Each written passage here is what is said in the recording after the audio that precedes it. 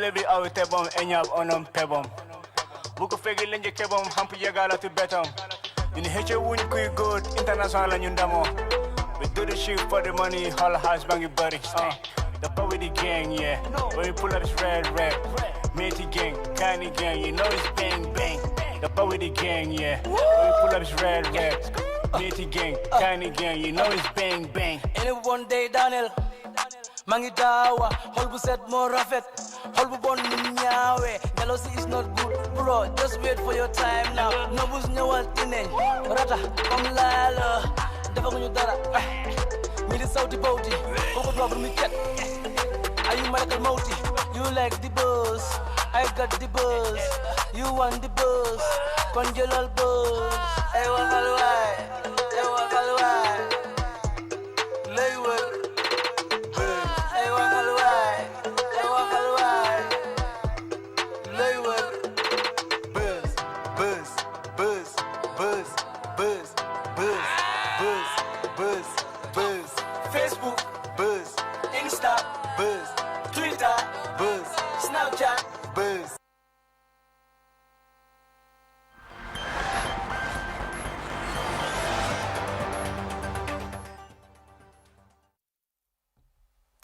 Well, Buzz it is, that song there by Nobles is featuring Attack, and it was released yesterday. I do hope you can also watch that on YouTube, and there are various streaming platforms to get some of those melodious vibes there. But now that we've started our day on a very strong footing, from breakfast to some music, let's get right into it now, because we have the author of a book here, and I have the book here, Finding a Lost Heart. Quite an interesting one, and we have Madam Otto herself, Miss Rohi Fofana, here in the studio.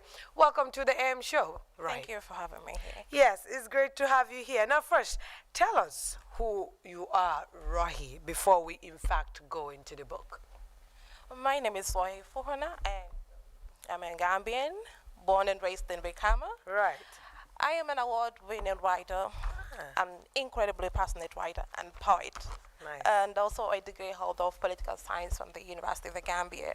Yeah, nice. I read about actually, and I've seen some of those things.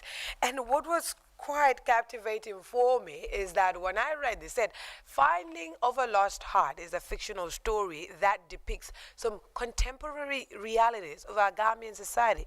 It is a story revolving around a young woman who had experienced the beauty and ugly phase of love with the hope of building a potential love interest. A lot of young women can relate to what most of the things here in this book are actually. Now tell us, I just read a brief about that. How does that relate to the core of the book? Well, the main aim is to write something that people can learn from and also get inspired.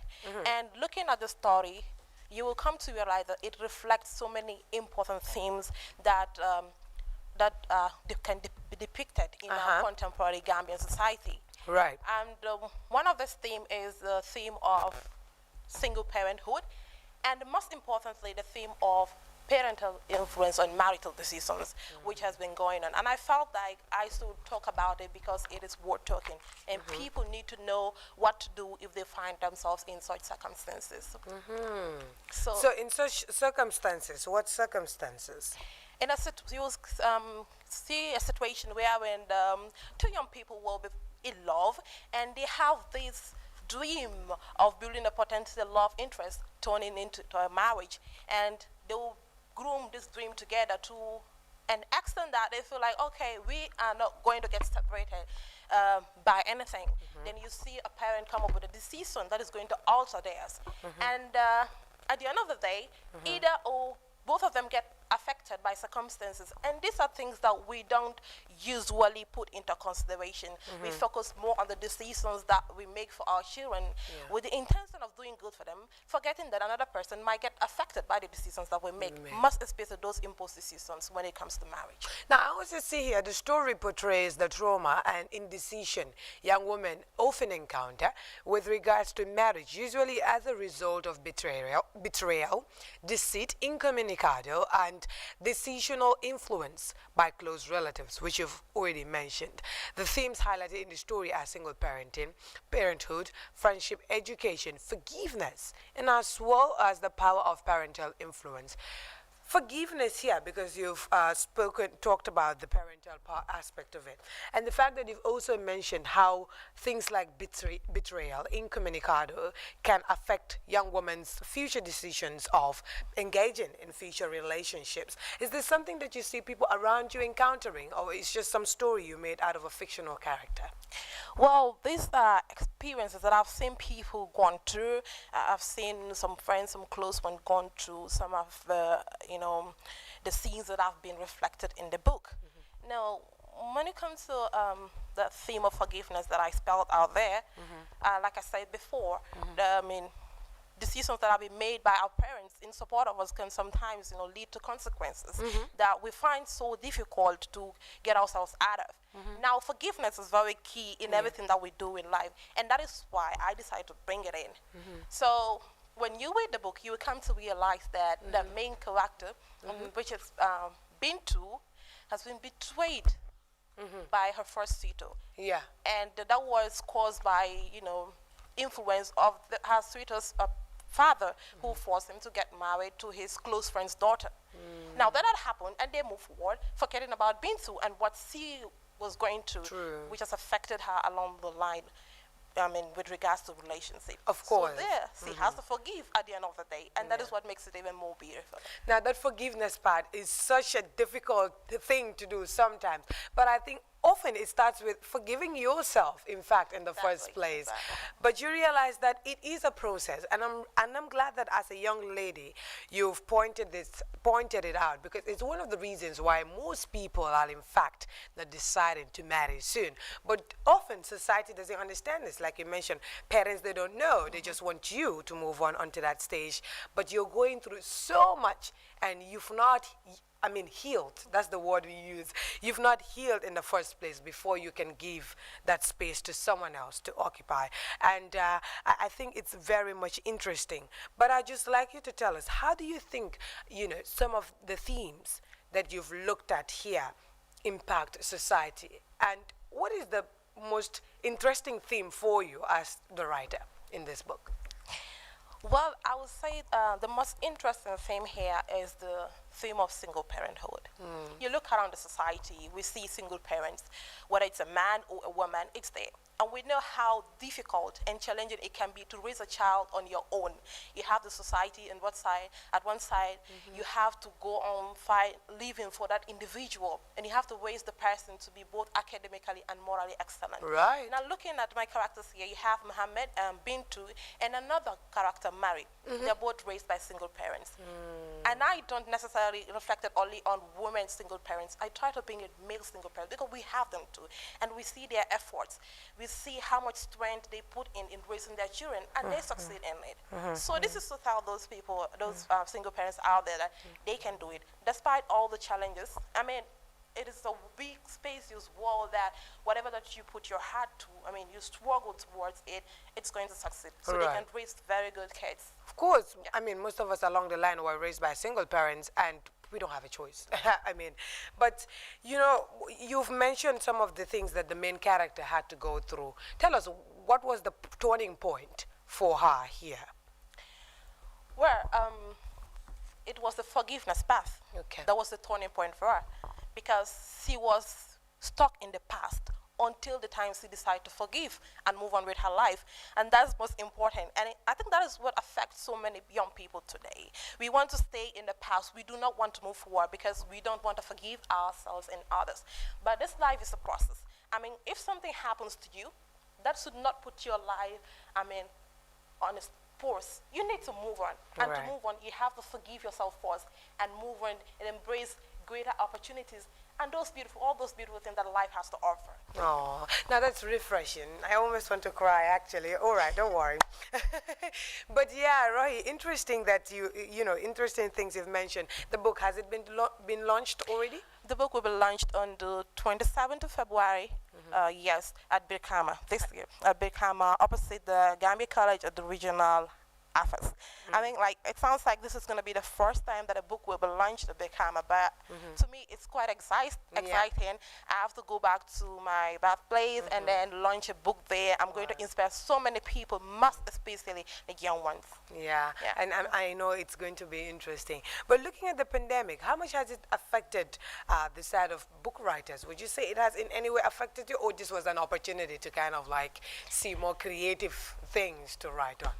To me, it hasn't affected us more because it is an opportunity. Things are going on, and as writers, you have to be imaginative. You have to take chances. You have to write about things that will enlighten the masses.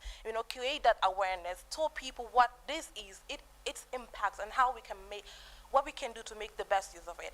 So to me, it wasn't all that challenging, and you can see that even when this whole pandemic started, there were competitions that are being organized by the Writers Association of the Gambia, short story competition where people have to talk about the pandemic itself. And that is it. People need to be aware. People need to read to know what is actually going on and how they can best prevent themselves from the pandemic. Interesting. I mean, what I always say is, as creatives, I think there is so much inspiration from the standstill moment, because this was more like a standstill moment, and it's a time to kind of slow down, Exactly. think and rethink. So if you are not going to the beach, this is an opportunity for you to go to the beach and allow the waves, to kind of like sink in that moment and Yeah. generate new ideas. So aside from the book, was there something else that you wanted to come up with in this whole process that you're looking forward to working on? Well, this is a journey, a whole journey that, I mean, it's going to last forever. So this is going to be me. And I've always, like, from my childhood, I've drawn this passion for writing. Yeah. And I've always been writing. Like, I started writing on papers. I mean, sometimes I would throw the papers. But my mom noticed the passion in me, and she decided to get me her laptop, where I would write, and then I would type my stories when I'm less busy, and up to this day. And I've seen that it has, I mean, inspired and impacted so many people, and this is what I want to continue to, I mean, contribute to something bigger than myself and keep inspiring and impacting lives. So how has your early childhood and growing up, has it in any way affected, your writing in terms of the thematic areas that you choose to write on? Growing up, I do not often go out. When you have to go out, like you go out with a family, and I remember spending most of my time in the library. I'm an early reader. I always spend time in the library. There's this old man that I call Grandpa. I will read a book, then I will summarize the book. And sometimes we will receive awards at the assembly grounds. All those were motivations. And whatever I write, my mom is always there to read the story for me.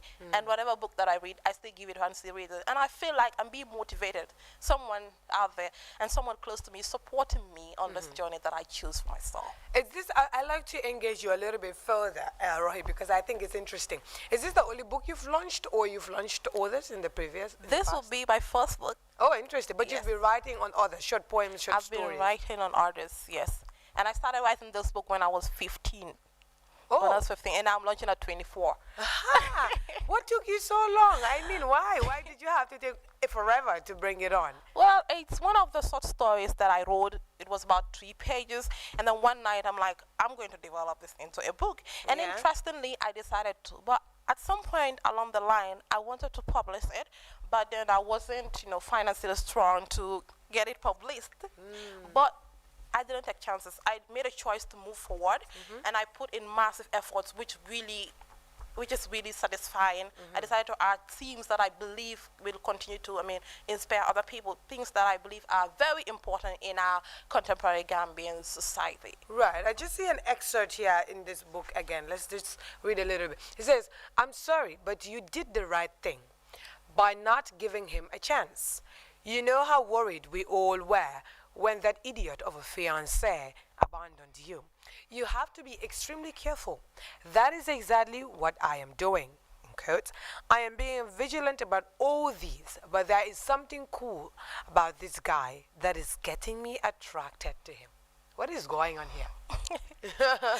Okay, like you will see the guy who is talking about the guy he's talking about is actually Muhammad in the story. The main Mohammed. The main Muhammad. So after everything that Bintu has actually gone through, she was still able to open her heart and accept love, although there is that fear there because of her The past fear. experiences. Exactly, the fear is still there. But she met this guy with an incredible character, someone who is morally and academically excellent, a handsome guy for that matter. A And she felt prince. she should give love another chance. Oh. Exactly.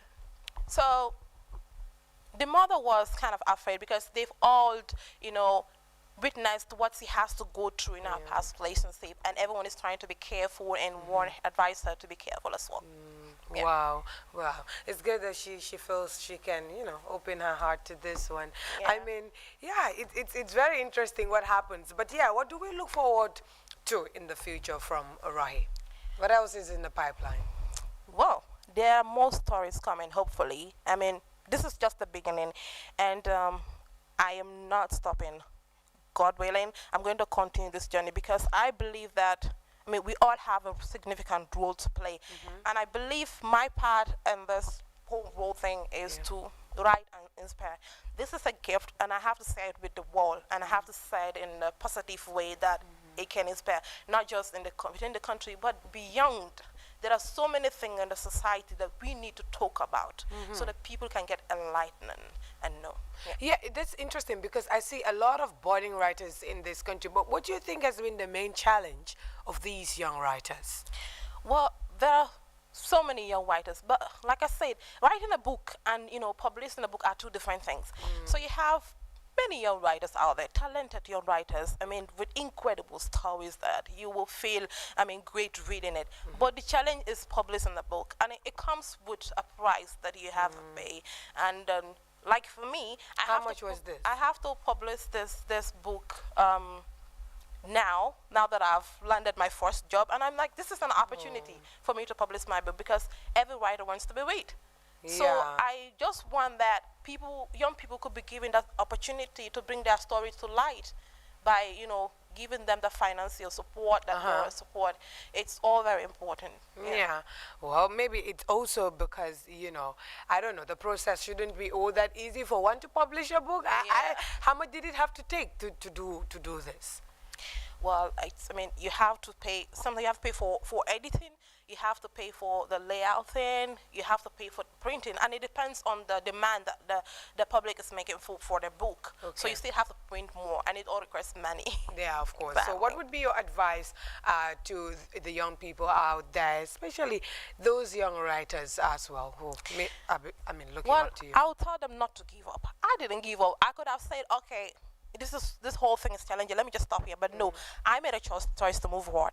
This is what everybody else should do. If you're a writer, there are challenges.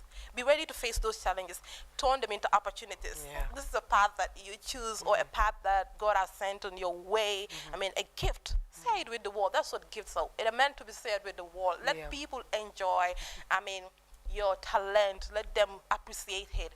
So, and then they have to continue, reading, and they have to continue writing. Like every day, you have to write. Even if you don't feel like writing, write. There's always something to write about. And then you have to be also open to criticisms. That is what make our works to be effective and more clear. And we also put massive efforts in whatever that we do. And suddenly, your turn will come. We are all going to shine brightly on this path, hopefully. Very well. Hopefully, yes, we'll all shine at the end of the day. But Roy, it's been great talking to you on this book and other projects you have in the pipeline. I do hope that all of it comes into fruition in the earliest time as possible. And good luck. Thank you so much. We'll take a short break. When we come back, the a.mSHOW continues right after. Stay with us.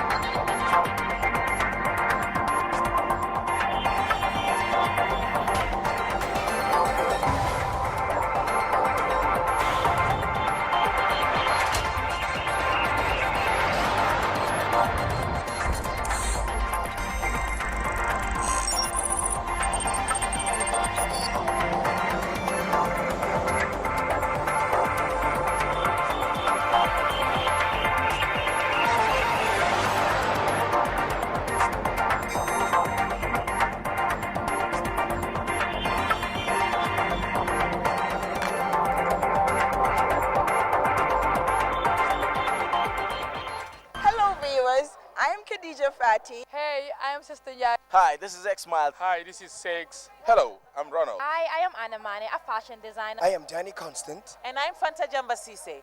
a.mSHOW, I'm watching each and every a.m. So every Gambian and every person watch the a.mSHOW each and every day. Hey, Chahan Kuwandati Jenkabitul Faledak.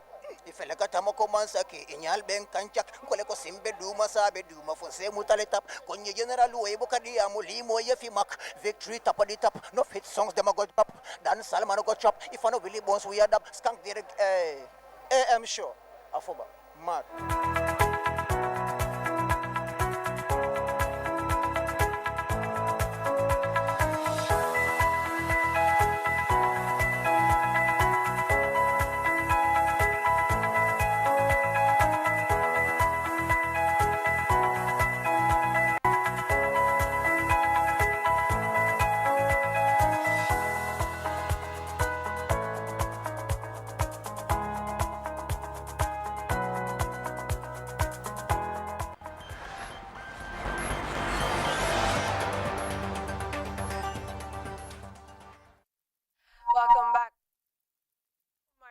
Fatu Eli Kamaloshi. Let's take a short break with Coffee With. Let's see what Zainab Bujang has for us on this particular segment.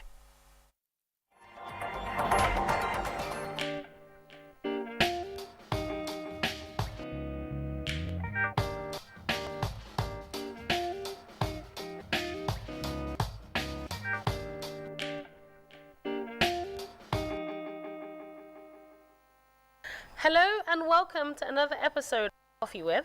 I'm your host, Zainab Bujang, and with me in the studio, I have someone very interesting, and I must say, I've met him for the first time, and because it's from London, the UK, I was so happy inside it. Anyways, I'll let him do the introduction himself. Welcome to Coffee With. Tell us your full name. My name is Chukli Shingle, and thank you for having me. Great, you're welcome. So, Chukli, do tell Coffee With who was Chukli Shingle before he became an actor, before he became a Goodwill ambassador, before he became all these titles? Well, I won't call him titles, but Okay. Chukli Shingle was, and still is, the shy Fajara boy. Okay. Grew up in Fajara, born and bred, and part of family of 3. I've got an elder sister called Bertha and a younger sister called Debo. So we're a very, very close-knit family. Nice. Lost my dad about 5-6 years ago, and my mom, April, gone. So Sorry for your loss.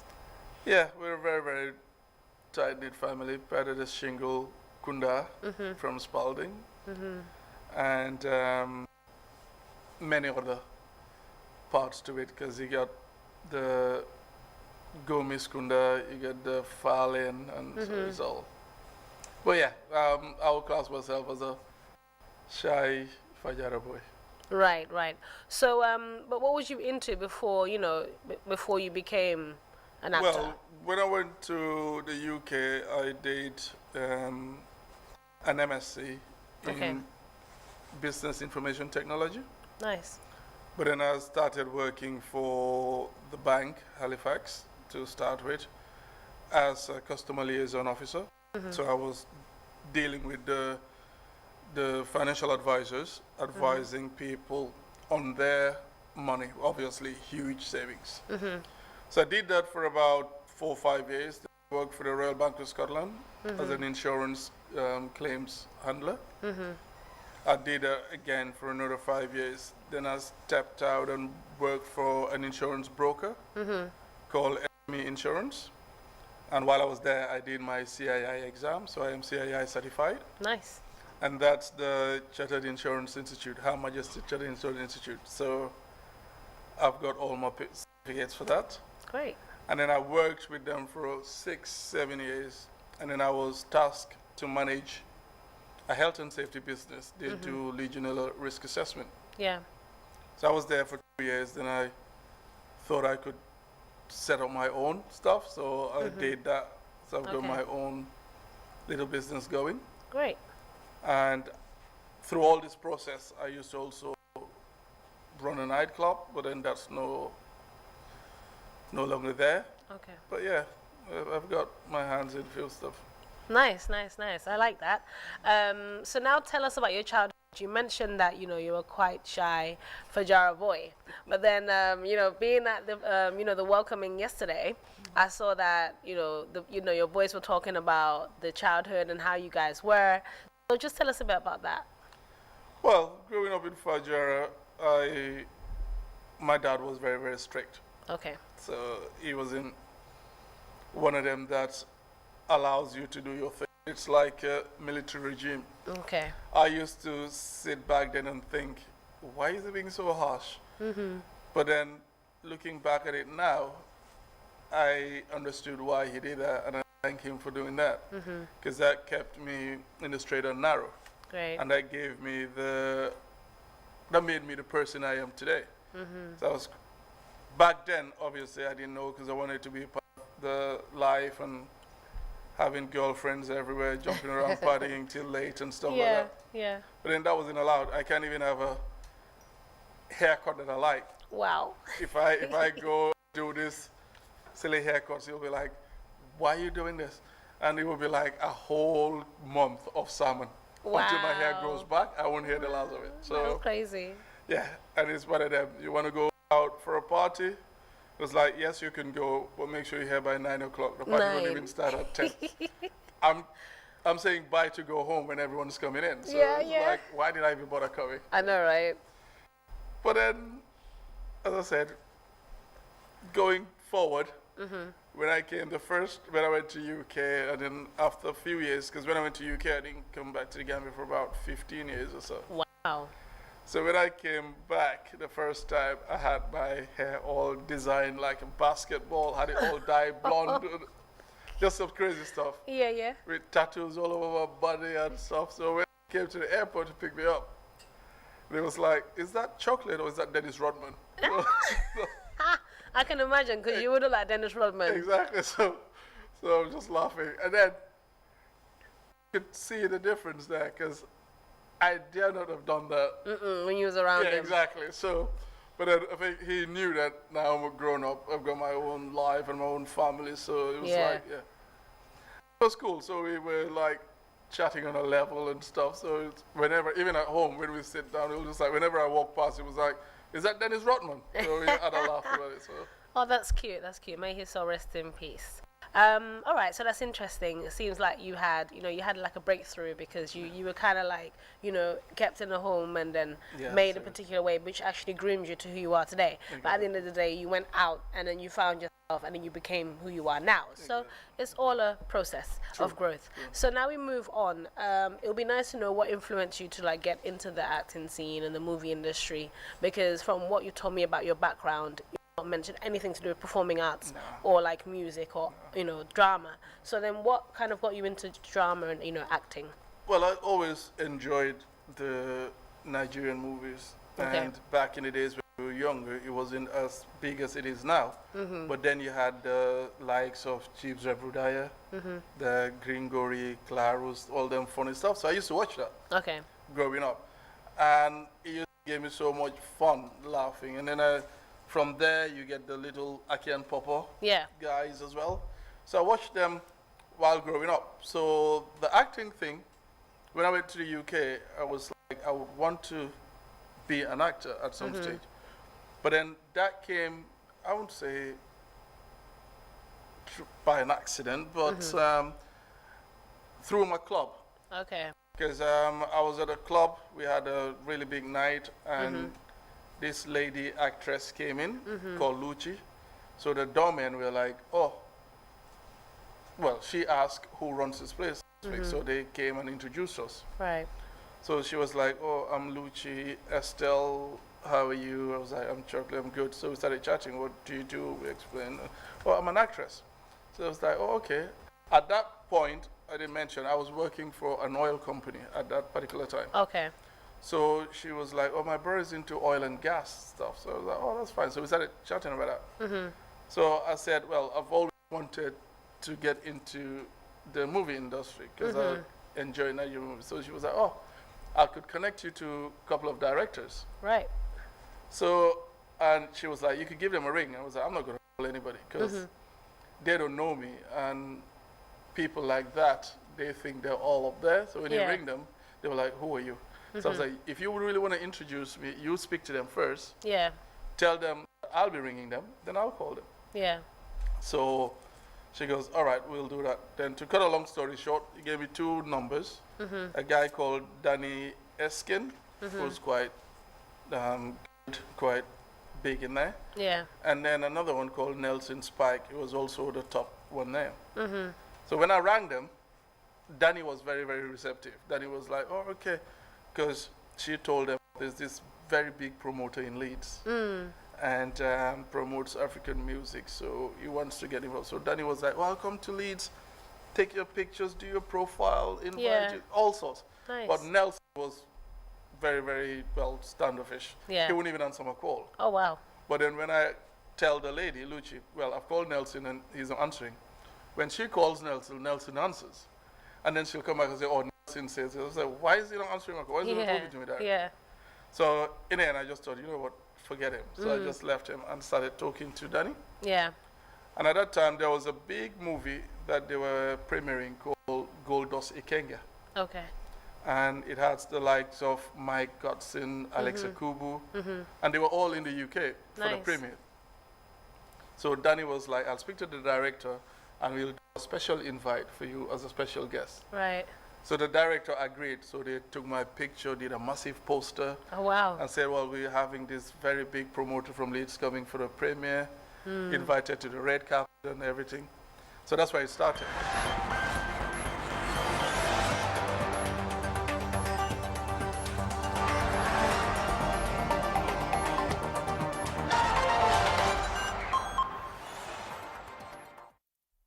Well, interesting conversation there with the artists from England, UK. We hope that the full version of that interview can be aired in our subsequent programs as well. But still, if you're here with us, this is the AM show and it's coming to you live from our studios here on the MDI Road. Now we take a look at some sports news because a lot of things have been happening this week in the world of sports. And joining us here to expand the conversation is our sports correspondent himself, commentator Famara Baji. Famara, welcome to the AM show once again. Thank you, Mulo. Tell us, what has been happening? I see a lot of people tweeting, Arsenal there, Messi. What has been happening? Yes, probably you might miss that of United supporters. I mean, of recent they've been dominating the social media side, the Twitter, the Instagram, Facebook, WhatsApp. I mean, starting with, let's look at what has been happening in England. I mean, we saw United recorded, I mean, a victory against Liverpool. They knock out Liverpool in the FF Cup Nice. with a 3-2 scoreline. I mean, Rashford, Greenwood, and then you have Bruno Fernandes scoring a crucial goal. I mean, Salah scored twice for Liverpool. I mean, this is a moment that United supporters have been waiting for because it's been a long time, I mean, for them to register a victory against Liverpool. We saw them earlier play the goalless draw against Liverpool. But coming back to beat Liverpool and the fact that they are currently sitting on top of the Premier League, so tells a lot about United. So their fans have been dominating everywhere. I mean, trying to brag because if Really? you want to be a champion, I mean, you get to record victories against the champions. I mean, yeah, and so we saw in Spain, Real Madrid bounce back from the Copa del Rey woes. I mean, they recorded a 4-2 victory over Alaves. Barcelona also beat Elche, 2-0. I mean, in Italy, we saw Gambia's Musa Barro side lost 2-0. Bologna lost 2-0 to Juventus. I mean, yeah, quite interesting there. You know, coming back to home front, I mean, the leagues have started. I mean, we are into week 2 of both the first and the second division leagues. I mean, the results for the GFF National Domestic Division 1 League, I mean, week 2, I mean, Banjul United drew goalless against Marimo. I mean, GPA were 2-1 winners over BK Milan, and also Gamtel lost 1-0 to Real de Banjul.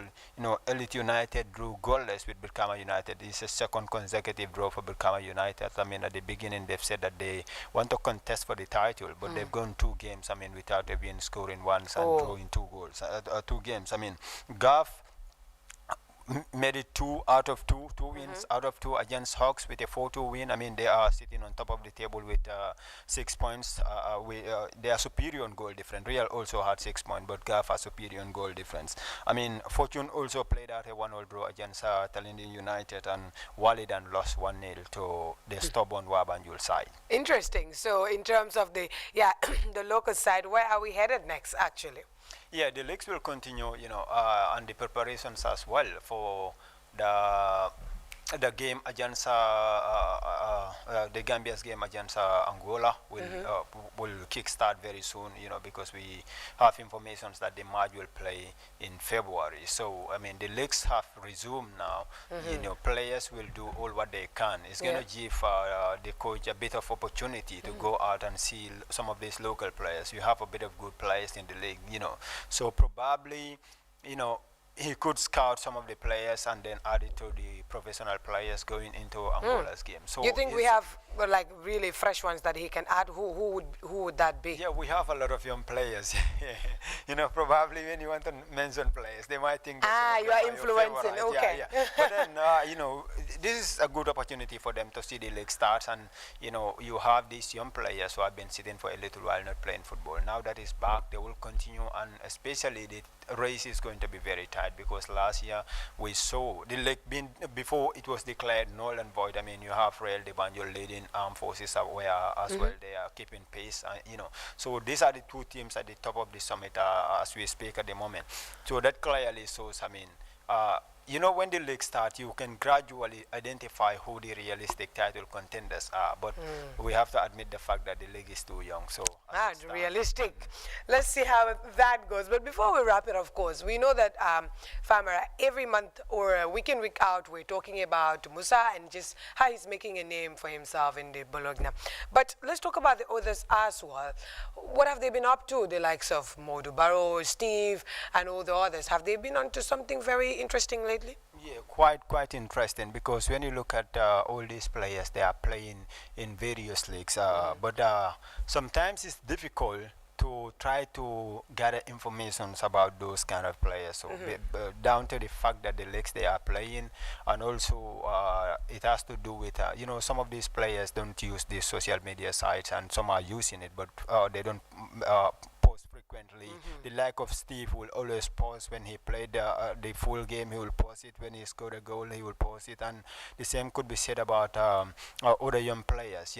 But sometimes it's difficult to get information about them. You don't have direct contact with them, personal contacts with them, so you got to check on the social media side. But they are all playing, because they are, at the end of every week there is this Gambian, in Europe, who will give a roundup, who will do a roundup about the Gambian players abroad. So that will tell you who is doing what, who is playing where. Yeah, definitely. But all the players are doing well. We saw some of the former Gambian players like Njogu Demba and Idrissa Sonko coming to confront the coach. I mean, they've made a comment about why the coach has not been including Aliso in his squad. And the coach reacted, saying that he cannot drop any player for Aliso. But they said they are Where not is Aliso playing? He's playing in Bulgaria. He's playing in the Bulgarian league. Nice. Sofia, he's playing with Sofia. He's a good player who is scoring goals. He has been the best foreign-based player in that league. Then why is he not in? Absolutely expecting for him to be included in the team, and he's scoring more goals than any of these players. But the coach said he already had a plan, so he cannot change that for a player. But he is the coach. He had the final say, so we can't do anything about that. Let's see what happens. Let's see what happens. But in the coming weeks, what are the major face-offs to look out for globally, basically?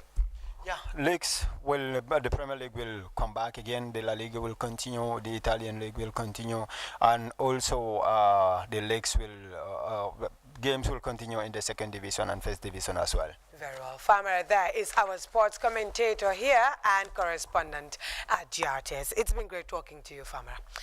We'll take a break again, and when we come back, we'll take a look at some French here with our French correspondent. Stay with us.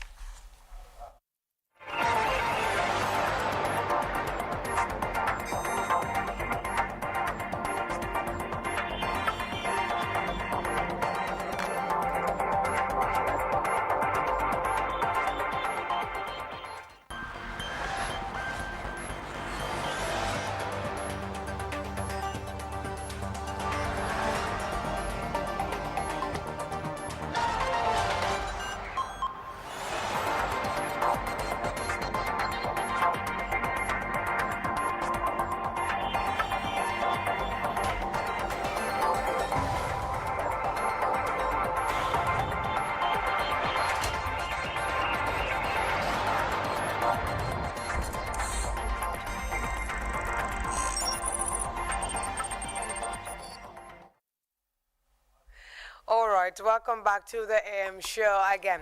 Well, now we take a look at some of the major happenings in French with our correspondent herself here, Ramata.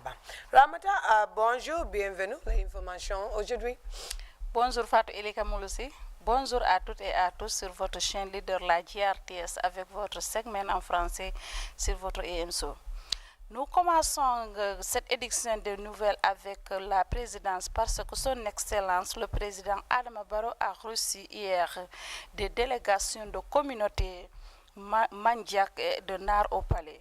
Les délégations étaient à la présidence pour affirmer leur soutien et leur loyauté au président, à son gouvernement. Tournons notre attention sur les efforts de consolidation de la paix des jeunes. Les jeunes du lycée Nusra se sont réunis pour une séminaire d'une journée sur la paix sur le terrain de l'école communautaire, de l'école pour discuter de l'unité nationale et renforcer la cohésion communautaire. L'événement organisé par la jeunesse de Ahmadiyya Muslim Diana vise à faire progresser la paix et le dialogue à travers la jeunesse. Toujours sur la fondation Imam Buhari et ses partenaires ont étendu leur service de dépistage oculaire aux résidents de Foni, Boulogne et ses communautés satellites. L'initiative était de fournir des services de soins oculaires gratuits à certaines personnes vulnérables, y compris les patients atteints de cataracte. Enfin, nous terminons avec, nous dirigeons maintenant vers la région de la rive nord où la fondation Mamadou Aliou Diarra Diop, en partenariat avec le projet Foki au Royaume-Uni, a présenté un assortissement de matériel d'enseignement et d'apprentissage à la crèche et à l'école élémentaire de base Kirdiarga, aux écoles secondaires supérieures et supérieures de Kuntaya. Les matériaux donnés comptent plus de 160 000 $. Merci, c'était tout pour votre segment en français. Merci Fat Elika Mouloussi. Donc merci Ramataba à jeudi. À jeudi. À la semaine prochaine. Right. Well, that was all we had time for on today's edition of the AM show. Special thanks to the producer herself, Isa Tuketa there, and the editor, Babuka Sengor, and as well the director, Fambara Baji. Myself, Fati Elika Muloshi, I was your presenter, and special thanks to our cameraman here in the studio. We have two of them. We have Mustafa and Dembo. Special thanks to our technicians there as well. Till we come your way again on Thursday, the subsequent AMs will be in our local languages. Enjoy the rest of our programs.